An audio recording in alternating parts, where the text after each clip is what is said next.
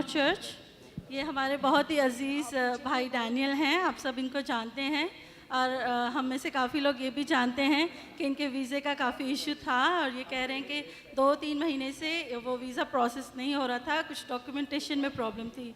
तो हम सब यहाँ पे कंटिन्यूसली फ्राइडेज़ को दुआ करते रहे और हाउस ऑफ प्रेयर में भी इनके लिए पास्टर जी खास दुआ करते थे और ये अभी इस बात को गवाही के तौर पे बताने के लिए हमारे पास आए हैं कि इनके पास अब बिल्कुल जो है पक्का यूएई का वीज़ा है 2 साल का। तो ये हम सब के सामने इस बात का इकरार करते हैं कि खुदावन ने मेरे लिए ये मुमकिन किया है। आप सब इसके लिए ज़ोरदार ताली बजाएं, खुदावन का शुक्र करें। जोरदार तालियां बजाएं। खुदावन ने इन्हें इस मुल्क के लिए पूरा रेजिडेंस वीजे का बंदोबस्त किया है ताकि इस मुल्क में रह के खुदावन की खिदमत कर सके।